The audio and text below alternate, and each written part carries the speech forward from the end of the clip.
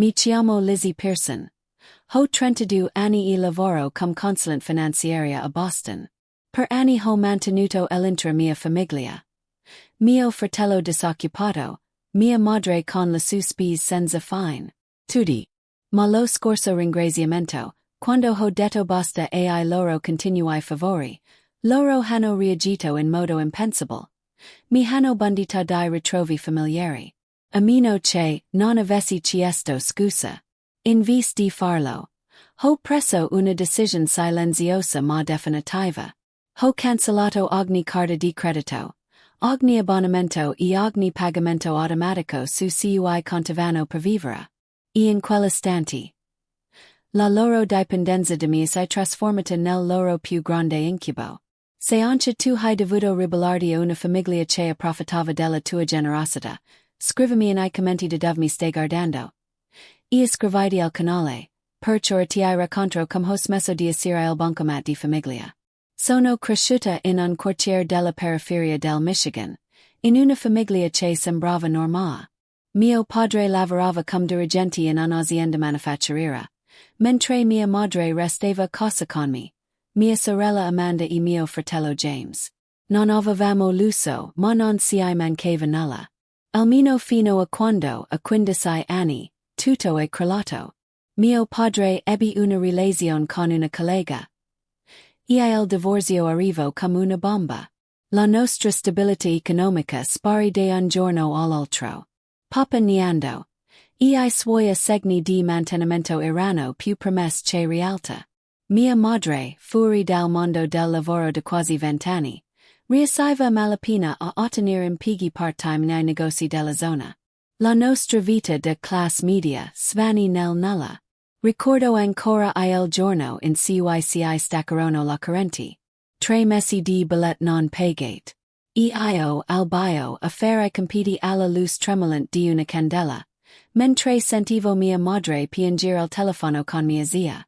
Quella notte feci un giuramento. Non sarei mai più stata finanziariamente vulnerable. Da allora ho studiato senza tregua. Lavoravo dopo la scuola, davo ripetizioni, aiutavo nei negozi. Al liceo contribuivo già alle spese di casa. Mi diplomai come valedictorian e vinsi una borsa di studio parziale per l'Università del Michigan. Corso di economia. Nonostante l'aiuto, l'università fu una guerra. Mi svegliavo all'alba per servire caffè. E la notte facevo la cameriera nel weekend. Ma mi laureai con onor. E con pochissimi debiti. Il sacrificio ven ripagato. Un prestigioso studio finanziario di Boston mi assunse subito. Lasciare il Michigan per il Massachusetts fu come cambiare mondo. Ma dentro di me si era una sola consapevolezza. Questa volta la mia vita sarebbe stata sotto il mio controllo. E da lì tutto ha avuto inizio. Mi ero finalmente costruita un fondo di emergenza e avevo iniziato a mettere da parte soldi per la pensione. Tutto sembrava sotto controllo. Fino a quando le chiamate di casa hanno cominciato a moltiplicarsi.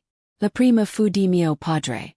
Dopo il divorzio, aveva tentato di avviare un'attività tutta a sé. Un fallimento clamoroso. Mi chiamo in lacrime, sull'orlo della bancarotta e con la minaccia di perdere la casa. Senza pensarsi troppo, trasferii $10,000 per aiutarlo a saldare il mutuo e trattare con I creditori. Mi dissi che sarebbe stata un'eccezione.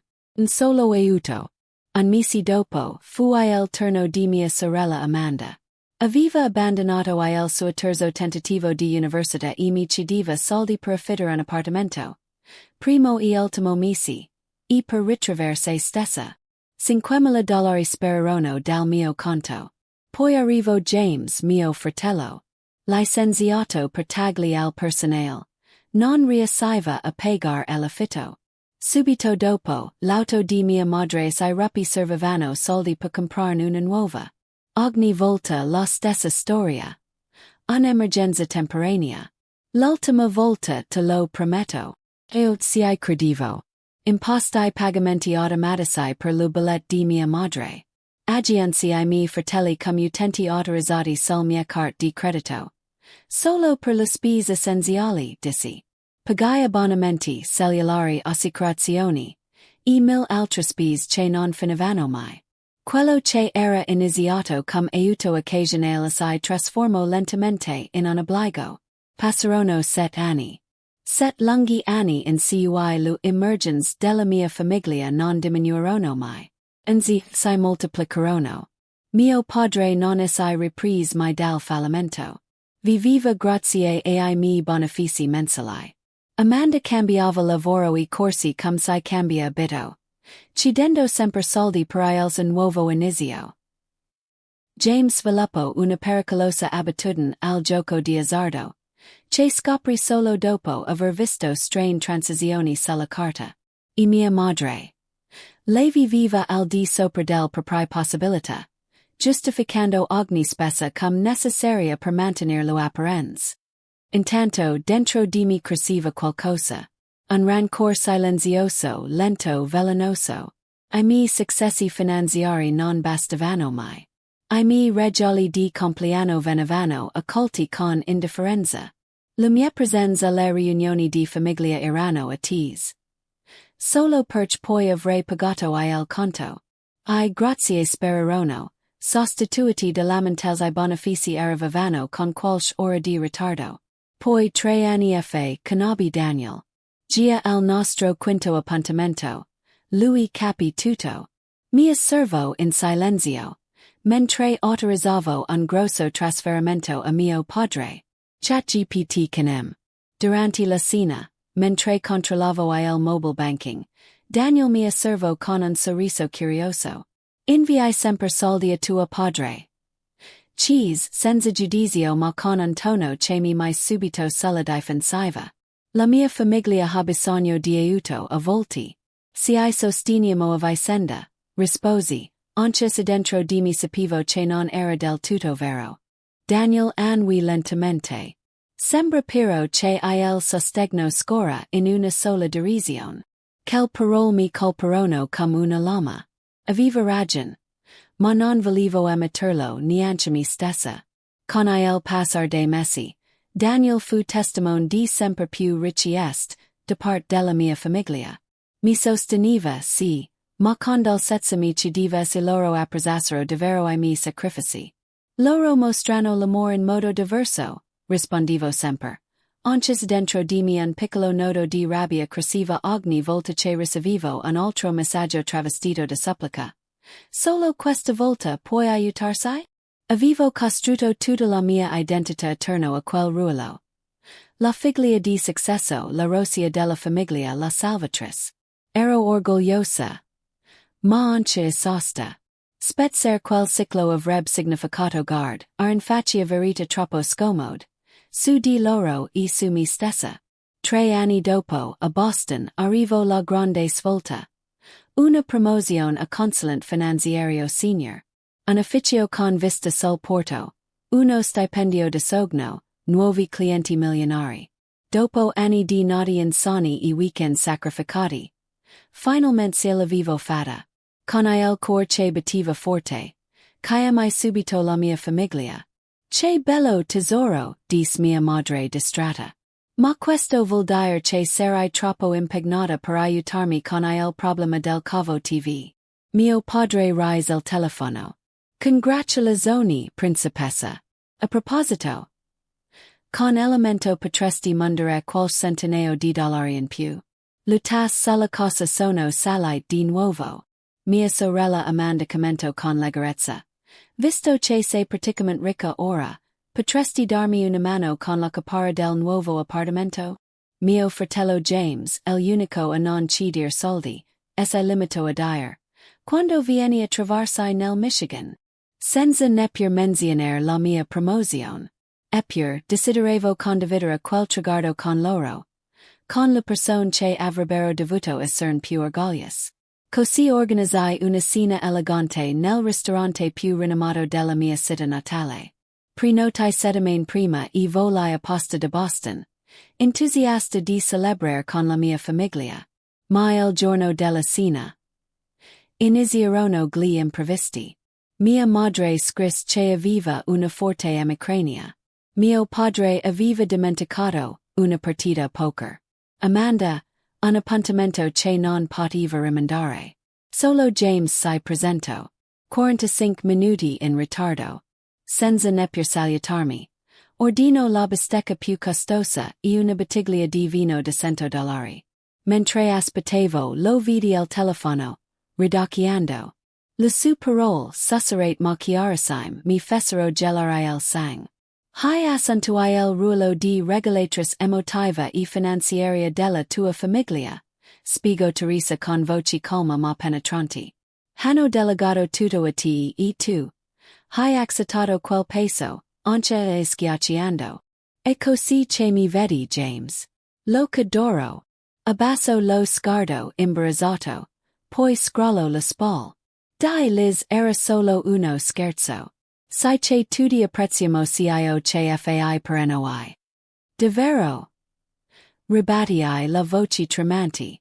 Perch nessuno di voi è venuto a cena per festeggiare la mia promozione. Abbiamo le nostre cose da gestire, rispose lui sulla difensiva. Solo perch hai una carriera importante. Non significa che gli altri non abbiano vita da vivere. Lasciai per dire. Pagai il suo conto salato. Gli diedi anche degli avanzi per nostra madre. Ma dentro di me. Qualcosa è spezzo. Ricordai quella sera al ristorante. James era nella hall rideva con un amico. Si stio cenando con mia sorella d'oro. Almeno mi becco un posto gratis, no? Sai che lei guadagna in un mese più. Quando tornai a Boston, Daniel mi guardò con occhi pieni di preoccupazione. Non sono venuti, vero? Mi chiese piano. Scoppiai a piangere. Finalmente lasciando esplodere la delusione. Sono solo un bancomat per loro, Daniel. Solo una font di soldi. Lui mi abbracciò forte. Penso che tu conosca già la risposta. La vera domanda è: cosa vuoi fare al riguardo? Fu allora che decisi di tentare qualcosa di nuovo. Stabilire dei confini. Convocai una riunione di famiglia su videochiamata. La mia voce tremava mentre spiegavo che, per essendo felice di aiutare in caso di vera emergenza, dovevo ridurre il sostegno economico per proteggere la mia stabilità. La reazione fu immediata e devastante. Mia madre scoppiò in lacrime. Mi stai abbandonando, dopo tutto cio che ho fatto per te. Mio padre divenne freddo. Ti sei riempita la tasca a Boston, e ora sei troppo egoista per ricordarti della tua famiglia. Mia sorella mi accusò di non preoccuparmi del suo futuro. Mio fratello. Semplicemente chiuse la chiamata senza dire una parola. Nei giorni seguenti, Illinois mio telefono non smise mai di vibrare. Messaggi intrisi di colpa, lacrime e accuse. La famiglia si aiuta a vicenda, scrisse mia madre. I soldi ti hanno cambiata, aggiunse mio padre. Sotto quella pressione sedetti. Dopo una settimana la chiamai piangendo, chiedendo scusa e ripristinando tutti gli aiuti economici. Il mio tentativo di libertà si era dissolto, lasciandomi svuotata. E prigioniera. Daniel osservava tutto, sempre più preoccupato. Meriti di meglio, mi diceva. Loro stanno sfruttando il tuo amore e la tua generosità. Io lo difendevo, lo giuro. Li difendevo sempre. Ma dentro di me cresceva un dubbio silenzioso. Un'inquietudine che non potevo più ignorare. Fu allora che iniziai la terapia con Teresa, una specialista nelle dinamiche familiari. Le sue parole scavarono in profondità, smuovendo segreti, firite e verità che avevo nascosto perfino a me stessa. Mi ha aiutato a riconoscere quella malsana responsabilità che ti porti addosso. Quella che impedisce agli altri di sviluppare resilienza o indipendenza. Ma loro hanno bisogno di me. Insistetti. Bisogno e dipendenza non sono la stessa cosa, rispose Teresa con voce calma ma tagliente. Le relazioni sane si basano sulla reciprocità, non su una sola persona che porta tutto il peso sul spall. Quel parole mi colperono cum un pugno allo stomaco. Irano scomode ma terribilmente vir. Sapivo nella mente che qualcosa doveva cambiare. Ma il cor non obbedisse facilmente alla ragione. Così continuai ad aiutare la mia famiglia, mentre in terapia cercavo di districare il groviglio dei miei sensi di colpa. Un anno dopo, quando Daniel mi chiese di sposarlo, pensai che finalmente avrei potuto respirare felicità. Ma la mia famiglia, come sempre, trovo un modo per trasformare la gioia in tension. Le prime parole non furono congratulazioni, ma quanto è costato l'anello? Avete già fissato un budget per il matrimonio? Durante una videochiamata, mostrai a mia madre il brillante che Daniel mi aveva regalato. Lei lo osservo per qualche secondo, poi commento con voce fredda. Sembra costoso. Spero che tu stia comunque mettendo da parte abbastanza per la pensione. Con tutte le tue spese. Nessun sorriso. Nessun abbraccio, nemmeno virtual. Solo un'altra valutazione finanziaria. Quella notte, striata accanto a Daniel, sussurrai nel bio. Credo che tu abbia sempre avuto ragione sulla mia famiglia. Cosa te lo fa pensare? Cheese lui accarezzandomi I capelli. Quando il momento più felice della mia vita diventa per loro solo una discussion sui soldi. Capisco che non mi vedono più. Vedono solo il mio portafoglio. Daniel tacque per qualche secondo. Poi domando piano. E cosa vuoi fare adesso? Inspirai lentamente. Non lo so ancora. Ma non posso continuare così per sempre. Per la prima volta, considerai davvero la possibilità di tagliare I legami economici con loro. Forse solo allora avrei scoperto sotto la transizione restava ancora un briciolo d'amore autentico. Il novembre successivo, Daniel ed io acquistammo la nostra prima casa. Una splendida coloniale in un tranquillo sobborgo di Boston. Con il ringraziamento alle porte e il nostro recente fidanzamento da celebrare. Decisi di ospitare la mia famiglia per la festa. Sarebbe stata la loro prima visita a Boston, e volevo che tutto fosse perfetto. Come in una cartolina. Passai settimane a pianificare ogni dettaglio. Trovai un allevamento locale di tacchini biologici, e ordinai un magnifico esemplare di 24 libbre. Provai e riprovai diverse ricette di ripieno finch non trovai l'equilibrio perfetto tra sapori e profumi. Ordinai decorazioni eleganti, porcelain pregiate e calici di cristallo.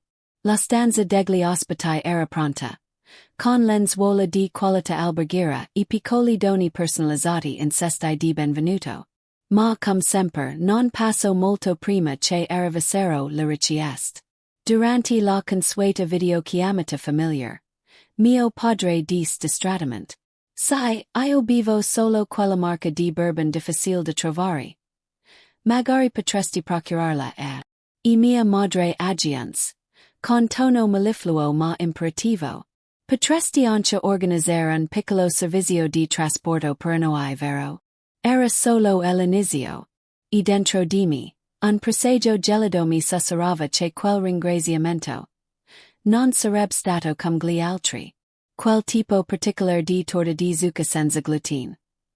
Lo avevo preparato solo per mia madre, anche se non aveva mai accennato un'allergia. Mia sorella Amanda aveva chiesto opzioni vegane per la sua nuova dieta. E mio fratello James voleva sapere la camera degli ospiti avesse un bagno privato. Diceva che voleva la sua privacy. Ho accolto ogni richiesta, con la speranza disperata che quel giorno del ringraziamento potesse unire, finalmente, la nostra famiglia. Avevo preso 2 giorni di ferie lavorando senza sosta. Cucinando, pulendo, lucidando ogni angolo della casa fino a farlo brillare. Tutto doveva essere perfetto. Ma quando la mia famiglia arrivò, nel tardo pomeriggio di giovedì, o dopo l'orario stabilito, qualcosa dentro di me cominciò a tremare. Appena entrata, mia madre scrutò la cosa con sguardo critico.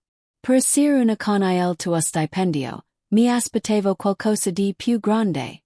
Disse con un sorriso tagliente. mio padre senza nemmeno togliersi il cappotto, cheese. Dove il mobile dei liquori? Amanda storse il naso davanti all'arredamento della stanza degli ospiti. Avresti potuto chiedermi un consiglio. Ho studiato interior design anche se solo per un semestre. James, arrivo per ultimo. Con tre amici incontrati all'aeroporto. Non aveva chiesto il permesso. Li aveva semplicemente portati. Il mio corso profondo. Mentre corrivo a sistemare altri coperti e il cibo per farlo bastare a tutti. Loro giravano per casa come turisti curiosi, aprendo cassetti e armadi. Questo divano deve ser costato un patrimonio, commento mio padre. Con che soldi potevi aiutare tuo fratello con l'affitto per un anno? Pavimenti in legno vero. Saggianza mia madre. Uno spreco. Esistono ottimi laminati, sai. Daniel, Illinois mio compagno. Osservava in silenzio. Poi ven in cucina, mi si avvicino piano. E mi mise una mano sulla spalla mentre cercavo di trattenere le lacrime, schiacciando le patate con rabbia e dolore. Nel frattempo, James e I suoi amici avevano già aperto il frigorifero, prendendo ber senza chieder nulla. Il momento peggior arrivo quando controllai il tacchino. Sentii mia madre e Amanda sedere nella sala da pranzo, credendo che la loro voci non mi raggiungesse. Deve sempre mettersi in mostra, diceva mia madre. Tutto questo cibo raffinato e il vino costoso. Quando una cena normale sarebbe bastata. Amanda rise piano. Yeah. Fa finta di essere generosa, ma solo per dimostrare quanto sia più riuscita. Hai visto il bagno degli ospiti. Asciugamani con le sue iniziali. Ci ha bisogno di una cosa del genere. Fermai. Il mestolo del tacchino civilo dal mia dita. Illinois sugo caldo gocciolo sul pavimento. Daniel, che aveva sentito tutto, mi guardo con uno sguardo pieno di compassion. Non sanno quanto amore hai messo in tutto questo, sussurrai la voce rotta. Lui posò lentamente il piatto che teneva in mano. Lizzie. Questo non è giusto. Tu meriti gratitudine, non giudizi. E proprio in quell'istante prima che potessi rispondere. Qualcosa accade che avrebbe cambiato per sempre quella serata. Lui mi prese la mano sotto il tavolo in silenzio. Un gesto discreto, ma pieno di sostegno. La strinsi con gratitudine. E in quell'istante tutto mi fu chiaro. Come un velo che si saliva dopo anni di illusion. Vidi finalmente la verità dietro la dinamica della mia famiglia. Dopo cena ci spostiamo in salotto per il caffè e il dessert. Le mie torte selt con tanta cura restavano quasi intatte. Tutti erano abbandonati sui divani. Sazi. Ma non troppo da rinunziare ai soliti commenti velenosi. Poi d'un tratto, James barcollo nella cucina. Era già ubriaco. E hai sorellina, Illinois tuo vino fa schifo. Non hai imparato niente lavorando con che ricconi. Dis con tono present. Siamo passati al negozio di liquori ma. Ho dimenticato il portafoglio in Michigan. Poi coprier Tony. Ha preso roba buona, promesso. Qualcosa dentro di me si spezzo. Ma anni di pace forzatami bloccarono la lingua. Annui soltanto, prendendo lo scontrino che mi porgeva. $400. Per alcolici di lusso destinati a ospiti nemmeno invitati. Daniel accanto a me. Non riuscì più a trattenersi. James, tua sorella ha passato giorni a preparare tutto questo. Un grazie prima d'il tri favori non ti accederebbe. James aggrattò la fronte. Lo sguardo carico di sfida. Nessuno ti ha chiesto nulla, Mr. Perfect. Solo perch sposi una donna ricca non significa che tu faccia parte della nostra famiglia. Daniel ha ragione, dissi piano ma ferma. Ho fatto del mio meglio per rendere questa serata speciale. Lui sbuffò. Eccola di nuovo con la solita parte de martiri. Povera Lizzie, lavora tanto in la ringrazia. Dai lo sappiamo tutti che puoi permettertelo. Smetala di fer la vittima. La tension era sul punto di esplodere. Ma la voce di mia madre si interruppe. A tavola subito. La scena fu un campo minato. Ogni parola era una lama nascosta. Tra un boccone e l'altro. Mio padre commentava con noncuranza. Immagino che il matrimonio si sarà un open bar, vero? Solo bodigli di prima scelta, ovviamente. Non abbiamo ancora deciso I dettagli, risposi, notando che nessuno aveva speso una parola sul cibo che avevo cucinato con tanto amore. E prenotate hotel con colazione inclusa, aggiunse mia madre. Niente di economico e lontano dal luogo della cerimonia. Tua cugina Melanie ha fatto quell'errore e meta famiglia non è nemmeno nata al matrimonio. Annui, automatica svuotata. Il sogno di un momento familiar sincero sveniva davanti ai miei occhi. Non eravamo lì per condividere amore o gratitudine. Non mi vedevano come una persona, ma come un portafoglio con un volto familiar. Non ero più soltanto la fornitrice di tutto, la risolutrice di problemi, la garante dei loro stili di vita. Mentre osservavo la mia famiglia divorare il posto che avevo preparato con tanta cura, ognuno di loro gia pianificando mentalmente come mostrare ancora qualcosa di me. Qualcosa. Dentro di me cambio. Daniel lo noto subito, ma io sapevo che la vera domanda era: cosa avrebbero voluto di me questa volta?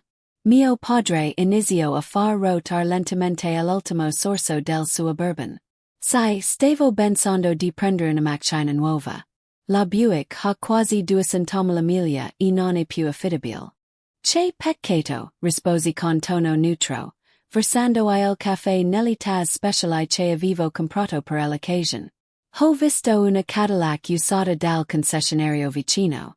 La rate sarebbero solo di 500 al mese, ma serve un anticipo decente. Pensavo che potresti aiutarmi, magari come regalo di Natale anticipato. Diciamo, $6,000. Conclus con un sorriso compiaciuto, come se fosse una richiesta perfettamente logica. Non feci in tempo a reagire che Amanda intervenne. A proposito di regali di Natale, Lizzie, volevo parlarti dei miei progetti. Ho deciso che il marketing è la mia vera vocazione. C'è un corso di certification che inizia a gennaio. Solo $10,000 per 6 mesi. È un investimento nel mio futuro, capisci? Appoggiai la caffettiera con l'umani che tremavano. Un altro corso. Il corso di cucina che avevi iniziato la scorsa primavera. Cheesy con un filo di voci. Amanda fece un gesto distratto. Quell'istruttore se la viva con me. E poi ho capito che gli orari della ristorazione non è adattano al mio stile di vita. Il marketing in visa perfetto. Posso lavorare da remoto o come freelance. Come il business fotografico che volevi avviare. O il corso di insegnante di yoga. O la licenza immobiliare. La mia voce tradi la stanchezza. Amanda assai irrigidi. Perch sei così negativa. Pensavo fossi felice che stessi trovando la mia strada. Un silenzio teso collo sul tavolo. Interrotto solo da mia madre. Gia che parliamo del vacanze, dis con tono dolce ma calcolato. Volevo menzionare la crociera che io padre stiamo considerando per febbraio. Un po' di sol dei Caraibi farebbe miracoli per la mia art. Un pacchetto di 14 giorni bellissimo. Una crociera. Ripeti cercando di non perdere il controllo. Sì tesoro. Del momento che dici sempre che dovremmo passare più tempo insieme come coppia. Ho pensato che ti avrebbe fatto piacere. Le suite con balcone costano solo 4.000 ciascuna. Sorrise con dolcezza, come se mi stesse offrendo un'opportunità. Quando in realtà stava solo aggiungendo un'altra voce al conto che, come sempre, avrei dovuto pagare io. Li guardai uno per uno. Tutti attendevano in silenzio. Con la stessa espressione affamata. In quell'istante tutto divenne chiaro. Come un colpo di freddo improvviso al petto. Non erano venuti per il giorno del ringraziamento. erano venuti per una sessione di pianificazione finanziaria. Con me come unica fonte di fondi. Mi alzai lentamente. Illinois cor che batteva come un tamburo. Non posso più farlo. Non più, dissi piano. Cosa tesoro? Cheese mia madre afferrando un altro biscotto. Non voglio più finanziare la vita di tutti. Pagar tutto.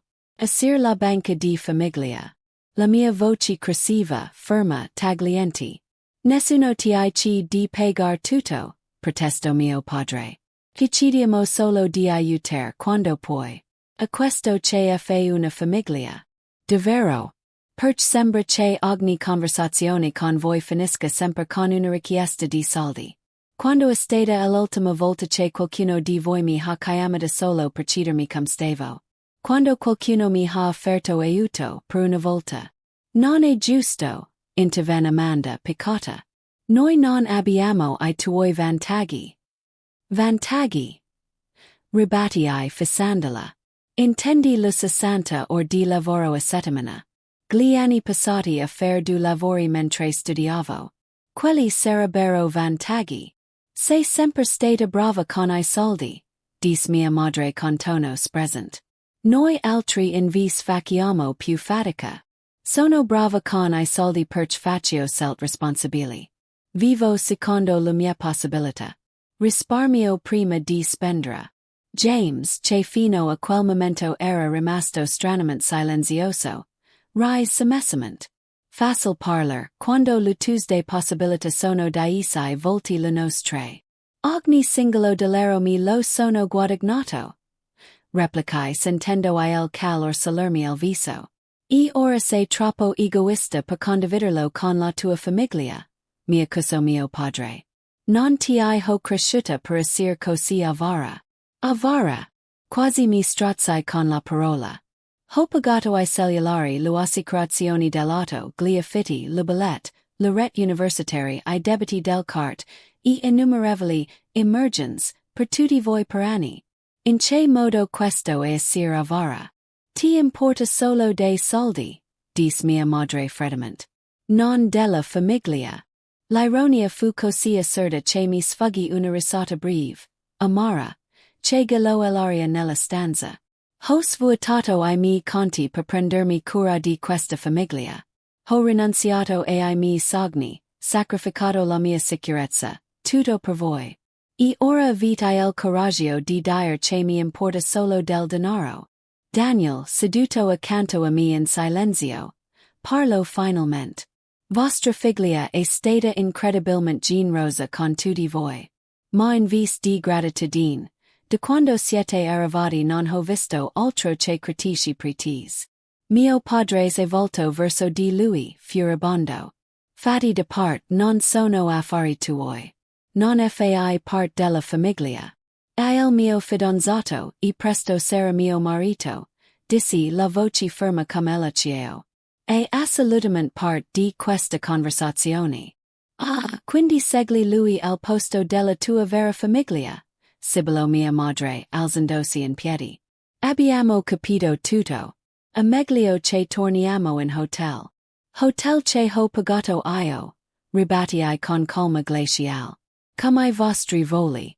E l'auto a noleggio. Amanda mi fisso siacata.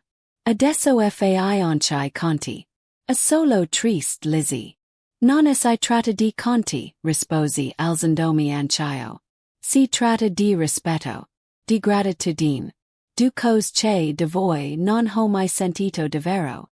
Mio padre si alzò in piedi, barcolando leggermente per l'alcol.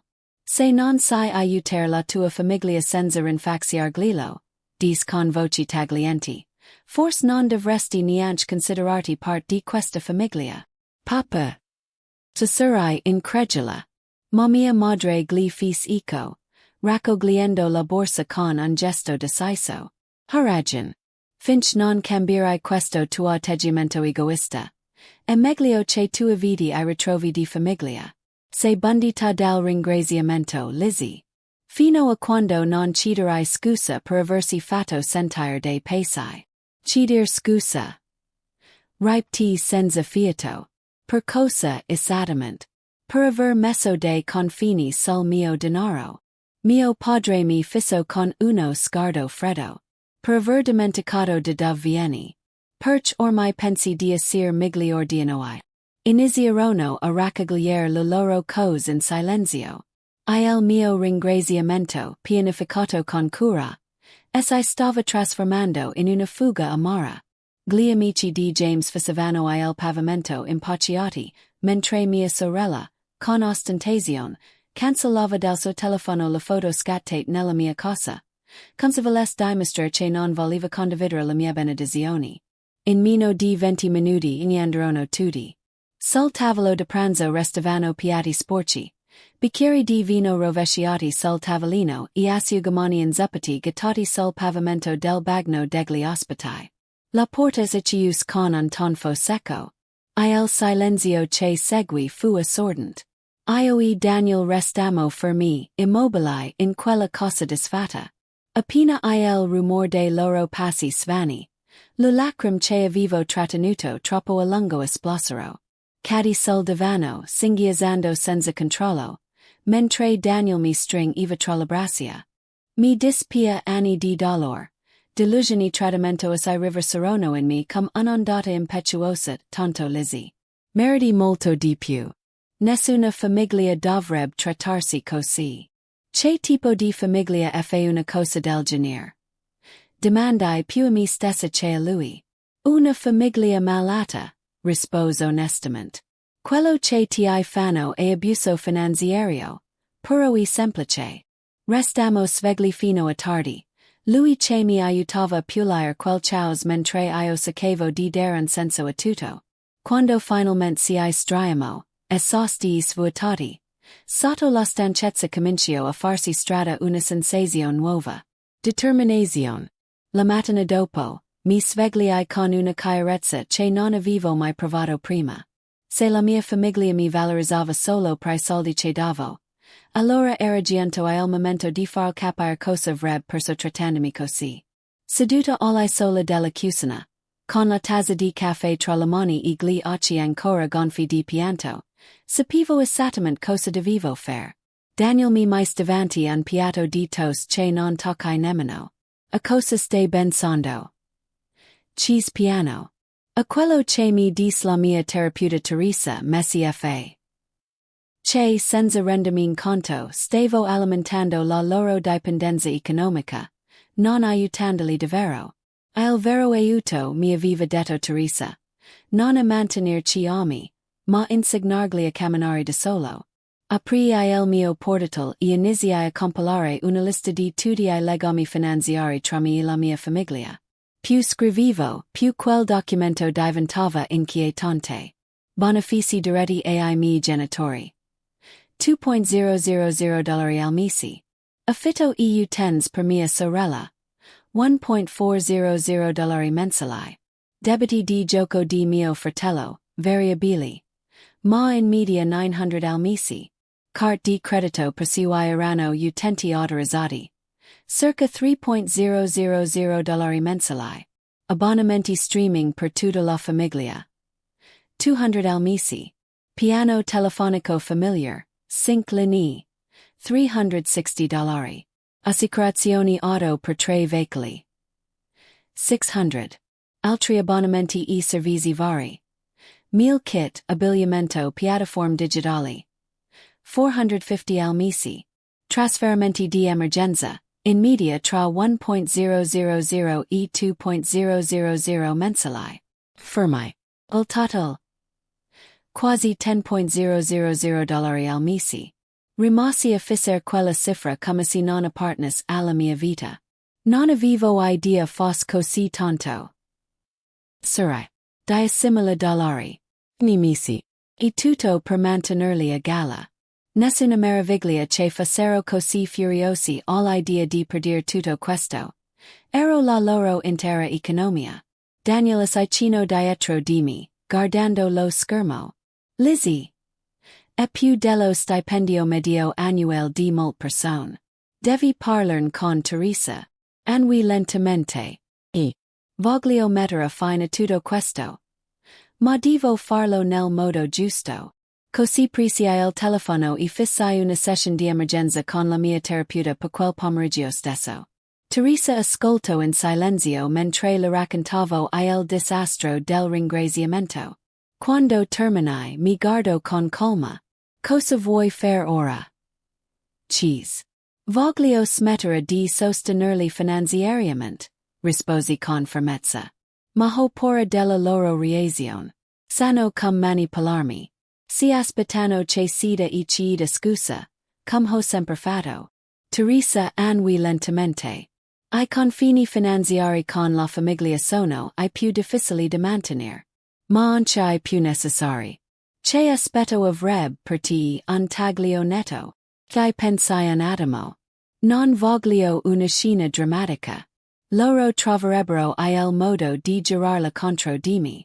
Voglio solo chiudere il rubinetto in silenzio. Uno alla volta. E vedere se esiste ancora un rapporto real, senza soldi di mezzo.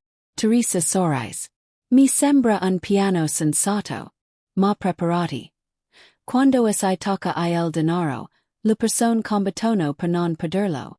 Quella sera, Daniel ed io elaboramo un piano metodico. Niente annunzi, niente scontri emotivi. Solo azioni silenziose precise, una alla volta. Iniziai dal cart di credito. Chiamai I vari servizi clienti, uno dopo l'altro. Con voce ferma, rimuovevo I nomi dei miei familiari come utenti autorizzati. Uno. Poi un altro. E un altro ancora. Ogni click di conferma. Era un passo verso la libertà. Richiedere nuovi numeri di carta per I miei conti. Poi passai ai servizi in abbonamento. Cambiando ogni password, revocando ogni accesso condiviso. Uno dopo l'altro. Tagliavo che fili invisibili che li tenevano legati al mio denaro. Le disposizioni di bonifico diretto furono la parte più difficile, almeno dal punto di vista emotivo. Ogni cancellazione rappresentava anni di intrecci finanziari. Anni in cui avevo confuso la generosità con la dipendenza.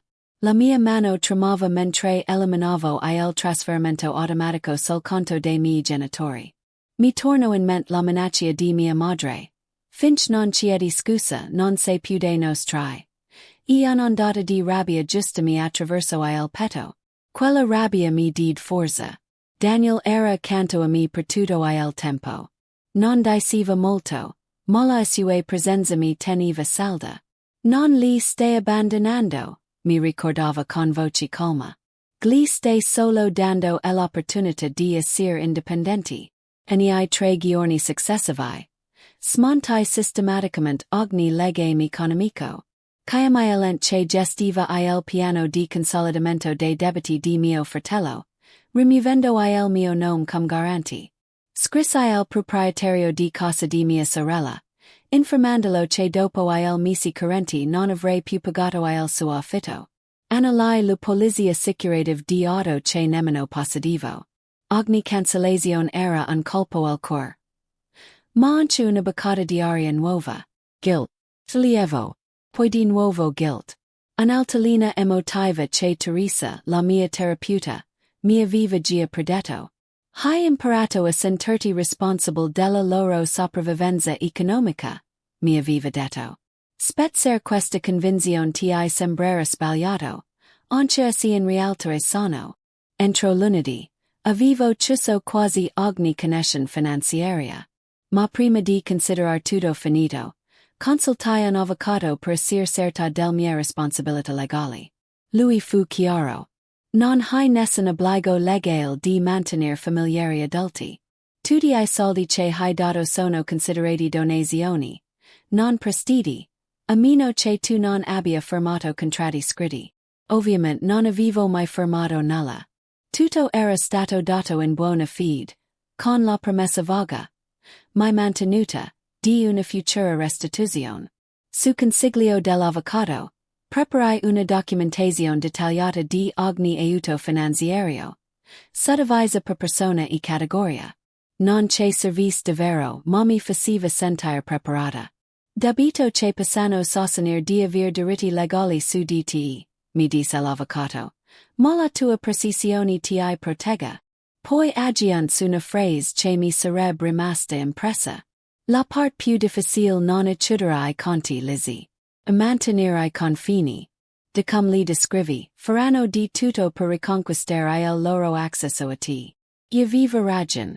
Ogni legame tagliato mi lasciava svuotata. Ma non più leggera.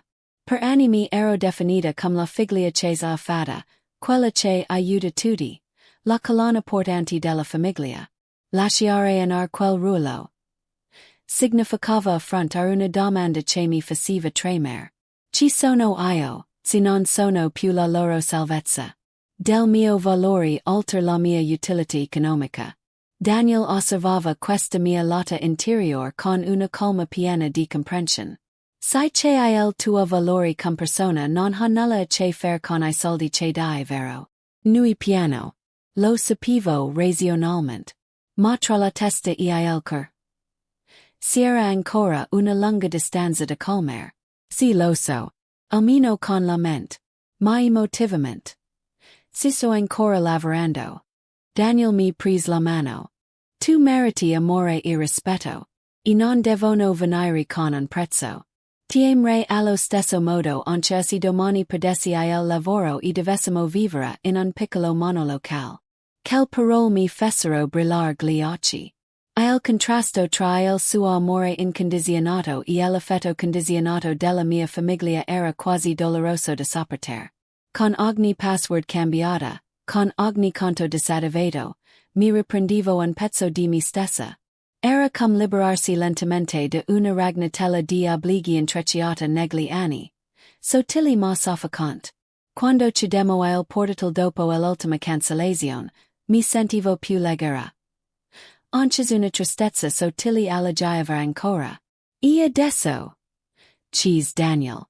Adesso aspettiamo, risposi. E vediamo che tipo di rapporto resta, quando I soldi spariscono. I primi giorni trascorsero in un silenzio inatteso. Nessuna chiamata. Nessun messaggio. Nessuna email. Controllavo continuamente il telefono, in attesa dell'esplosione di rabbia che, lo sapevo, prima o poi sarebbe arrivata. Quel silenzio più che confortante era minaccioso.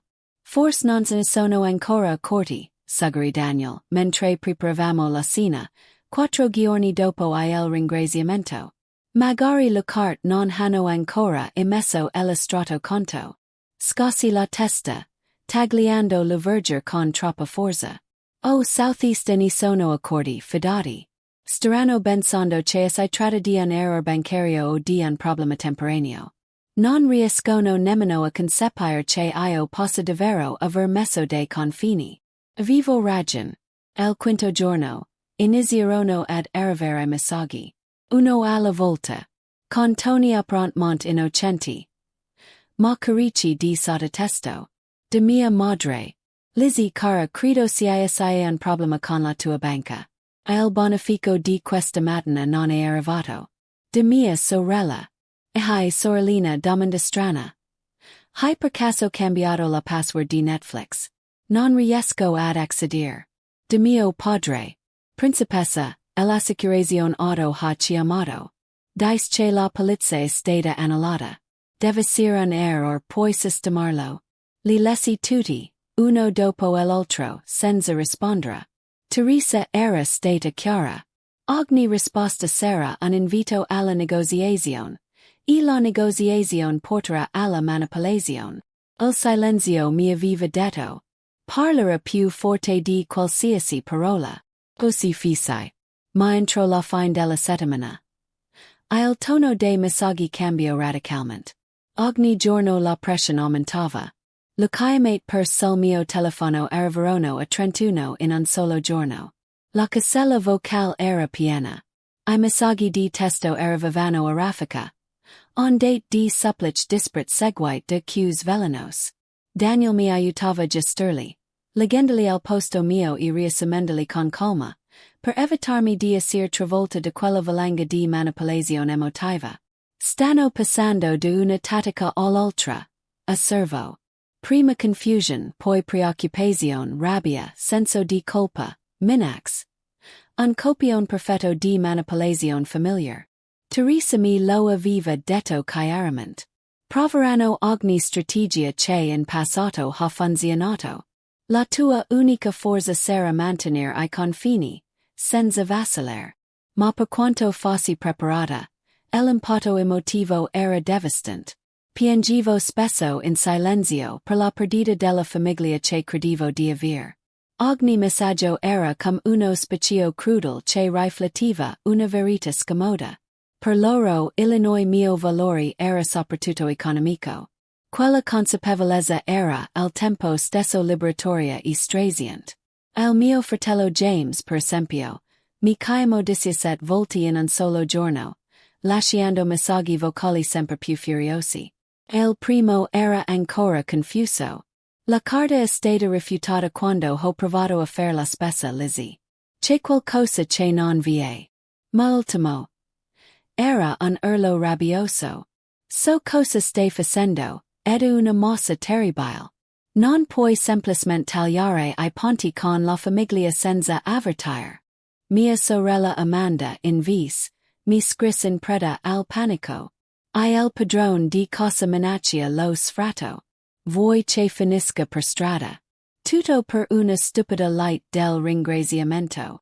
Mio padre mescolava rabbia e disprezzo in egual misura. Sono profondamente deluso del tuo comportamento infantile, Elizabeth. Punire la famiglia perché ti senti ferita è segno di immaturità. Ti ho cresciuta meglio di così. E mia madre alternava ricotti emotivi e malati improvvisi. Lo stress di tutte queste preoccupazioni sta peggiorando la mia pressione. Ieri sono dovuta andare al pronto soccorso perché non avevo I soldi per I medicinali. Non riesco a permettermeli senza il tuo aiuto. Più tardi, zia Carol mi confermò che non si era mai stata nessuna corsa al pronto soccorso. Una bugia come tant. Ma il colpo più duro doveva ancora arrivare. Le loro tentate intrusioni divennero sempre più evidenti. Mia madre chiamò persino il mio ufficio, fingendo un'emergenza familiare. Mio fratello contatto amici comuni, cercando informazioni su di me. E mio padre lasciò un messaggio vocale minacciando un'azione legale per abbandono familiare. Una cosa che, come aveva assicurato il mio avvocato, non esistiva nemmeno. Poi arrivò l'escalation che avevo temuto di più. Una mattina di sabato, qualcuno bussò alla porta. Quando aprì la vidi. Mia madre. Gli occhi rossi, il volto stanco, I vestiti strapicciati. Un'immagine così insolita per lei da farmi gelare il sangue. Sembrava una donna distrutta. Ma dietro quella fragilità, riconobbi subito la stessa, antica intenzione. Ottenersi che voleva a qualunque costo. I capelli spettinati, il trucco colato, il volto teso dalla rabbia e dalla stanchezza. Non rispondi alle mie chiamate. Non mi hai lasciato scelta, dis, non appena aprì la porta esitante. Mamma, questo non è un buon momento. Iniziai, cercando di mantenere la calma e la regole che Teresa e io avevamo stabilito. Ah no! E quando sarebbe un buon momento per discutere di come hai abbandonato la tua famiglia? La sua voce fis più alta taglienti. Quando ti farebbe comodo spiegare perché tuo padre e io non possiamo pagare il mutuo questo mese. Alle sue spalle, Daniel comparve in silenzio. La sua presenza era solida, pacata, come un'ancora nella tempesta. Signora Pearson, dis con rispetto ma fermezza. Comprendiamo che la situazione è difficile, ma presentarsi così, senza preavviso, non è il modo giusto per risolverla. Mia madre si voltò di scatto verso di lui. Gli occhi pieni di rancore. Tuesday è tutto iniziato da quando sei entrato nella sua vita. Lo hai messo idee in testa. L'hai rivoltata contro di noi. Non è vero, risposi con voce ferma. I mi dubbi sul nostro rapporto economico esistivano de anni. Daniel mi ha solo sostenuta nel trovare il coraggio di affrontarli. Le spianco ferita. Quindi lo ammetti. Evoluto. Si I stai tagliando fuori di proposito. Si I stai punendo. Non estio punendo nessuno, mamma. Sio solo cercando di creare confini sani. Non posso continuare a mantenere tutti. Non è sostenibile. Né giusto per nessuno di noi. Siamo la tua famiglia. Grido la voce spezzata dal lacrim. La famiglia es aiuta. L'aiuto dovrebbe essere reciproco, mamma, sussurrai. Quando esattamente voi avete aiutato-mi. Il silenzio che segui fu assordante. Le non trovo risposta. Solo lacrim accuse confuse. Playando, spetendo la porta senza soluzione, lasciandomi con il cor pesant ma la coscienza limpida. Quella sera, mentre cercavo di calmarmi. Arrivo il colpo successivo. Non più privato. In pubblico. Mia sorella Amanda aveva pubblicato su Facebook. Abbandonata da mia sorella. Che guadagna se cifra ma lascia la famiglia nella miseria. Mio fratello James aveva condiviso un lungo sfogo. Attenti ai familiari tossicai che usano I soldi per controller gli altri. E mia madre aveva cambiato la foto del profilo. Un vecchio scatto di famiglia, tutti sorridenti. Sotto, una didascalia velenosa. Quando I soldi non contavano più del sang. Ogni parola era come una pugnalata. Ma poi accad qualcosa che non mi aspettavo. Gli amici che conoscevano la verità iniziarono a difendermi pubblicamente. La mia amica Samantha commentò sotto il post di Amanda. Curioso come non menzioni la migliaia di dollari che Lizzie ti ha dato negli anni. Forse è arrivato il momento di crescere come fanno gli adulti. Quelle parole furono come un respiro di aria fresca dopo giorni di tempesta. Non ero sola. Ma con l'avvicinarsi del fest, la sensazione di vuoto familiare assai fis più pesant. Daniel e io accettamo l'invito dei suoi genitori per il ringraziamento. La differenza era abissal. Nella loro casa, tutto profumava di calor, rispetto, affetto reciproco. Nessun gioco di potere. Nessun senso di colpa. Solo famiglia vera. E proprio quando cominciavo a credere di aver trovato un fragile equilibrio, arrivo una busta bianca nella posta. Sopra, Illinois mio nome scritto con calligrafia familiar. Era un invito a un matrimonio. Mia cugina Sara, la nipote preferita di mia madre, si sposava. E l'invito era indirizzato a entrambi. Elizabeth Pearson e Daniel Cole. Un evento apparentemente innocent. Ma che presto si sarebbe trasformato in un nuovo, inquietante capitolo. Non riescono proprio a vedere la realtà Lizzie, disse Teresa, fissando la cartellina con un'espressione di incredulità. Per loro, la tua generosità non è mai stata una scelta, ma un dovere familiare. E il fatto che tu abbia smesso di pagar li costringe a confrontarsi con un'idea che li terrorizza. La responsabilità personale. Mi limitai a respirare profondamente, cercando di non lasciarmi travolgere dal misto di rabbia e tristezza che mi ribelliva dentro. È come se non capissero nemmeno che mi hanno ferita, dissi. Non c'è un accenno di impacia, nessuna riflessione. Solo manipolazione travestita da perdono. Teresa annui lentamente. Questo è tipico dei rapporti disfunzionali basati sul controllo e sulla dipendenza. Quando togli il potere, in questo caso, Illinois potere del denaro, loro cercano di ripristinarlo definendo la tua libertà come colpa. È un modo per riscrivere la narrativa a loro favor. Guardai di nuovo la cartellina. La foto mostrava sorrisi forzati davanti all'albero di Natale. Mia madre e mio padre al centro, le mani intrecciate, mia sorella e mio fratello ai lati. Sembravano una famiglia perfetta. Eppure io sapevo la verità dietro quell'immagine. Silenzi accuse dipendenza. Sotto la foto la frase scritta a mano tremolava leggermente. Ma il messaggio era chiaro come un colpo di lama. Ti perdoniamo per il tuo comportamento recente e ti accoglieremo di nuovo quando capirai l'importanza della famiglia. La tua assistenza finanziaria è l'unico modo per mantenere il nostro tenore di vita. Che sappiamo tisacor. Ti aspettiamo, insieme al tuo pentimento. È incredible, sarai.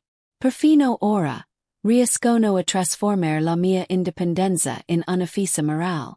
Teresa mia servo in silenzio per qualche istante, poi dis. Sai cosa vedo io? Una donna che ha finalmente spezzato un ciclo generazionale di dipendenza e colpa. Non è una perdita, Lizzie. Una liberazione. Anche male, stai seguendo la pace in vis del controllo. Le sue parole mi colperono nel profondo. Per la prima volta de messi, sentii dentro di me una calma autentica, non costruita dalla necessità di essere forte, ma nata dal sapere che avevo scelto me stessa. Quella sera tornando a casa, appoggiai la cartellina sul tavolo. Daniel mi prise la mano. Non serve che la tieni, dis piano. La guardai un'ultima volta.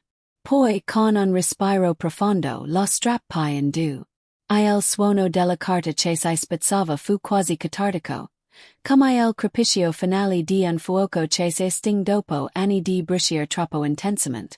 E in quel silenzio che seguì, compresi qualcosa di semplice ma potente.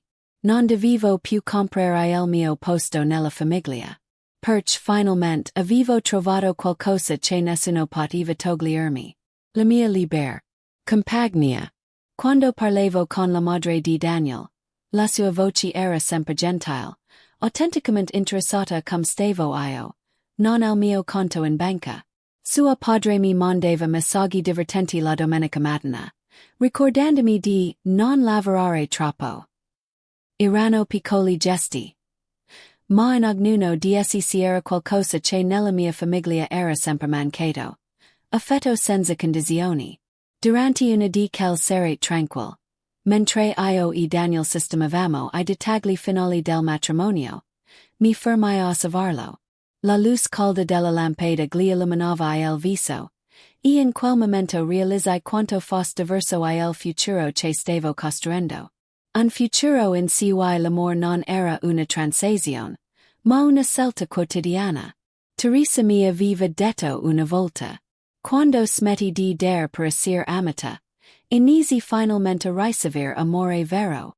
Allora non l'avevo capita fino in fondo. Sì. Il giorno del nostro matrimonio arrivo con il sol che filtrava tra gli alberi e un'aria di pace che non prevevo da anni. Non si erano centinaia di invitati, né fiori costosi o decorazioni esagerate. Solo persone che si volevano davvero bene. Mentre camminavo verso Daniel, vidi negli occhi dei presenti sincerità, non invidia, gioia non aspettative. E in quell'istante senza bisogno di dire una parola, capi che avevo spezzato il ciclo. Non ero più la figlia che paga tutto. Non ero più la banca di famiglia. Ero Lizzie. Una donna intera, finalmente libera. Dopo la cerimonia, seduta accanto a Daniel sotto un cielo pieno di stelle, ripensai a tutto quello che avevo perso. E a tutto ciò che avevo guadagnato. Sì, la mia famiglia di sang mi aveva voltato le spalle. Ma avevo trovato qualcosa di molto più prezioso. La mia dignità, la mia pace, e un amore che non ha prezzo. Mentre brindavamo al futuro, sorrisi e dissi piano, quasi per me stessa. Non serve comprare l'amore. Quello vero. Si guadagna con il rispetto. E per la prima volta nella mia vita, sentii che quelle parole erano la mia verità assoluta. Madre sembrava diversa, più fragile ma anche più sincera. Non me ne rendevo conto prima, amais con un sospiro. Eravamo diventati dipendenti da te. Il tuo sostegno. Se siamo abituati a uno stile di vita che in realtà non potevamo permettersi. È stato difficile imparare di nuovo a vivere secondo le nostre possibilità. È una lezione importante per tutti. Risposi con cautela, seguendo ogni parola con attenzione. Papa pensa ancora che prima o poi cambierai idea. Aggiunse lei la voce incerta. Ma io comincio a capire che questa non è una fase temporanea. Il silenzio che segui fu denso, ma non hostile. Per la prima volta parlavamo d'adult, non di vittima e salvatore. La telefonata non portò a una piena riconciliation, ma aprì una porta verso qualcosa di più real, forse persino più sano. Nei mesi successivi ebbi conversazioni simili con ognuno di loro.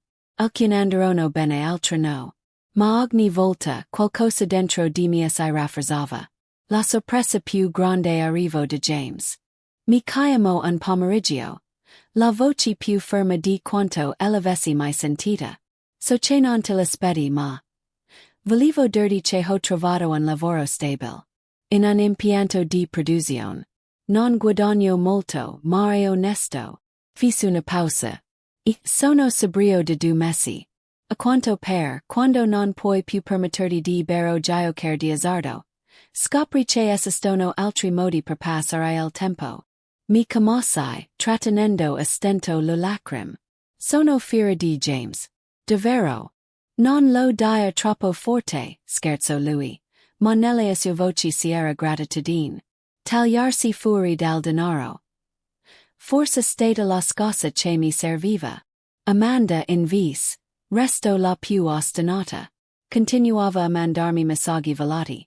Non è un prestito, è solo un piccolo aiuto a pur, sai che potrei restituirli presto. Ogni volta rispondevo con calma, riportando la conversazione ai limiti che avevo stabilito. Con il tempo, anche lei iniziò a scrivere meno. Forse aveva capito che non avrebbe più ottenuto ciò che voleva. O forse non sapeva più come relazionarsi con me senza soldi in mezzo. Nel frattempo, osservando la famiglia di Daniel, imparavo una nuova definizione di famiglia. Lì nessuno teneva il conto. Nessuno cedeva o pretendeva. L'aiuto circolava come un flusso natural. Oggi a te, domani a me. Quando il fratello più giovane di Daniel perse temporaneamente il lavoro, tutti contribuirono un po'. E lui restituì ogni centesimo senza che nessuno glielo cedesse. E così che dovrebbe funzionare la famiglia, mi spiegò Daniel una sera sorridendo. L'aiuto vi viene. Nessuno pensa sull'altro. Si cammina insieme. E mentre lo ascoltavo, compresi che avevo finalmente trovato quello che avevo cercato per tutta la vita. Un amore che non dipendeva dal mio conto in banca, ma dal mio cor. Un pomeriggio di inizio estate, ricevetti un messaggio inaspettato da mia madre. Diverso da tutti gli altri. Niente richieste. Niente sensi di colpa. Solo poche parole semplici. Ho pensato molto al nostro rapporto. Mi rendo conto di averti data per scontata.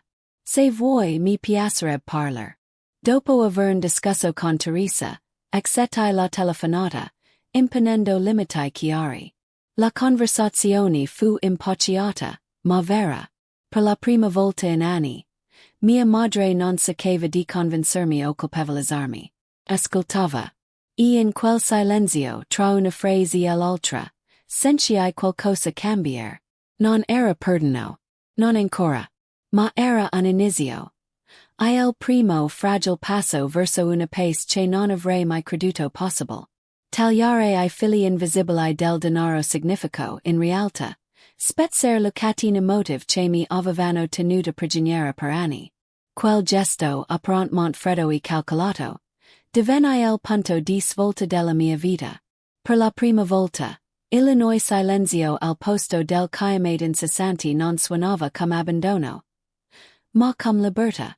Un anno dopo, mentre la luce dorata del tramonto avvolgeva il nostro portico, Daniel strinse la mia mano e mi guardò con un sorriso colmo. Sei diversa, sai. Più leggera. Più in pace. Lo sono, risposi, lasciando che l'aria tiepida di autunno accarezzas la mia pelle. Ho finalmente capito la differenza tra aiutare permettere, tra generosità e sacrificio secco. Ripensai a mia madre. Al suo sguardo esitante mentre lasciava la nostra casa dopo il nuovo Thanksgiving, quello della rinascita. Aveva portato con sé un semplice piatto fatto in casa, non pretese. E per la prima volta, non sentiai il bisogno di offrire di più. Solo di acceder quel piccolo gesto per cio che era. Un inizio. Mio padre in vis aveva scelto il silenzio. Il suo orgoglio ferito lo aveva spinto a lavorare part-time. Un atto che una volta mi avrebbe devastata di senso di colpa. Ora in vis sapevo che era la conseguenza naturale del sue decisioni. Non un peso sul mie spalle. Daniel mi accarezzo il dorso della mano. Quando hai capito che era il momento di cambiare. Restai un attimo in silenzio. Ascoltando I grilli nel giardino. Quando ho realizzato che il mio valore non era nella mia capacità di risolvere I problemi degli altri. Che l'amor vero non ti cede un prezzo da pagare. E che a volte il gesto più compassionevole è smettere di salvar chi non vuol salvarsi. La notte colo lentamente. Portando con sé una sensazione di chiusura e rinascita. Non avevo più bisogno di dimostrare nulla. Né di comprare affetto con la mia disponibilità. La mia famiglia di origine aveva perso la sua presa su di me. E io avevo trovato una nuova. Costruita su rispetto, reciprocità e libertà. Per la prima volta nella mia vita. Ero finalmente libera. Scoprir di non essere solo cio che du. Ma anche cio che sono. È stata la rivelazione più potente della mia vita. Ho imparato che il rispetto non si compra. Che I confini non sono muri ma atti di cura verso se stessi. E che le relazioni autentiche finiscono solo nel terreno del rispetto reciproco. A ci stia guardando questo video e si riconosce nella mia storia. Voglio dirlo chiaramente. Non siete responsabili del selt sbagliato degli altri, anche si tratta della vostra famiglia. Il vostro valore non si misura in quanto potete offrire, ma in chi siete davvero. Mettere dei limiti non è egoismo. È amore verso se stessi. Avete mai dovuto stabilire confini difficili con qualcuno che amate? Raccontatemi la vostra esperienza nei commenti casato. Se questa storia si attaccato lasciate un like. Iscrivetevi al canale e condividetela con chi potrebbe averne bisogno. Grazie per avermi accompagnata in questo viaggio. E ricordate. A volte il più grande atto d'amore lasciare che gli altri affrontino le conseguenze del proprio selt. Voci fuori campo. Musica di chiusura leggera e riflessiva. Fade out.